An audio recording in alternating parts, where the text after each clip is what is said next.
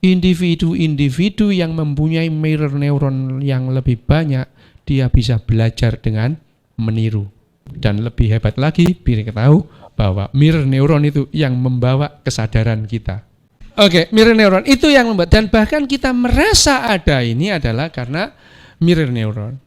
Sehingga setahun setelah mirror neuron itu ditemukan, para neuroscientist bisa menyimpulkan individu-individu mana, spesies-spesies mana yang merasa dirinya ada. Tahun 96, neuroscientist setidaknya sekarang ini ada 5 hewan yang merasa dirinya ada. 5 hewan. Dolphin, simpanse, bahwa simpanse jantan itu adalah ekspresi bonobo, orang hutan,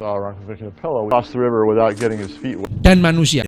Only one species, but historically it is. Ini adalah binatang-binatang yang merasa dirinya ada. Pada umumnya anjing itu tidak merasa ada. Pada umumnya, tapi ada beberapa anjing yang merasa dirinya ada. Berkecualian. Seperti manusia, pada umumnya manusia itu merasa dirinya ada. Tapi ada beberapa manusia yang tidak merasa dirinya ada. Orang yang imbesil, tidak cukup mirror neuronnya untuk merasa dirinya ada.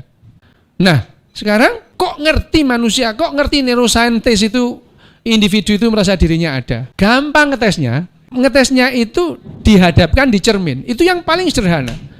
Kalau dia itu sibuk dengan bayangannya di situ, dia nggak merasa ada.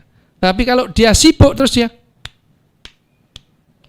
dia merasa dirinya ada. Dan pada saat itu, nah kenapa dikatakan neuron cermin? Karena dia selalu aktif pada saat bercermin. Ya, neuron ini berpendar pada saat individu itu bercermin. Makanya dikatakan neuron cermin. Dan itu yang membuat dia merasa ada. Jadi ada itu ada di mana? Di utek, gitu ya. Nggak usah. Kita keberadaan di luar apa? Kalau kita main game, kita ada di situ. Alah kamu ini. Ya memang filsuf gitu, seru itu. Kita main game, kita ada di sana. Berarti eksistensi kita ada di sana. Gondolmu ya. Eksistensi itu jelas ya. Mirror neuron itu melakukan semacam simulasi. Jadi pada saat kita itu melihat neuron cermin kita itu melakukan simulasi. Apalagi kalau neuron cermin bergabung menjadi satu, terus kemudian membentuk sebuah sirkuit. Itu akan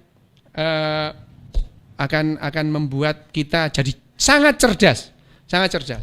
Itu yang namanya kecerdasan terdistribusi. Neuron, walaupun begitu, secerdas apapun, sehebat apapun neuron, kalau dia sendirian, dia nggak bisa apa-apa. Neuron cermin itu pada individu yang punya otak, ya, forebrain, otak besar ya, yang gede itu. Otak tengah itu otaknya reptil. Otak tengahnya itu sudah aktif. Jadi kalau diaktifkan otak tengah mau jadi reptil. Makin banyak mirror neuron pada individu, makin dia sadar akan eksistensi. Makin dia sadar bahwa dia adalah bagian dari alam semesta. Makin altruis mereka.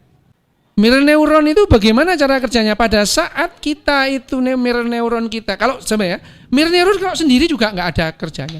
Sel ginjal kita itu, sel ginjal, kalau sendirian goblok dia, bodoh, ya. Tapi begitu beberapa sel ginjal membentuk jadi satu jaringan yang namanya glomerulus, terus bergabung dengan simpaboan, cerdas dia.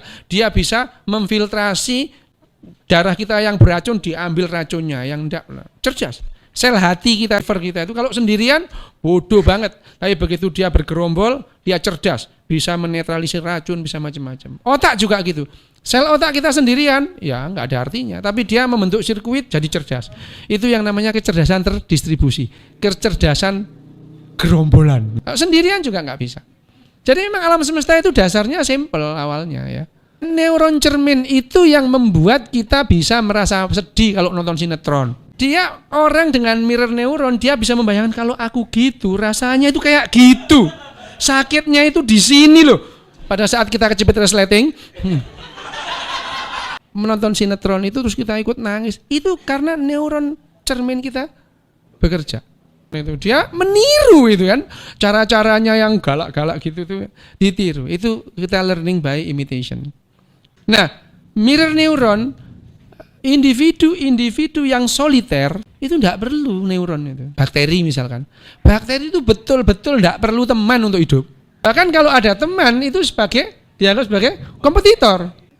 Tapi ya memang evolusi ini merancang sel ini untuk bisa saling makan pada saat masa paceklik. Nah, jadi manusia itu akhirnya dia dengan neuron cerminnya itu dia belajar bersama, menentukan sesuatu bersama, berpikir bersama, menyimpulkan, dan akhirnya budaya itu bisa berkembang.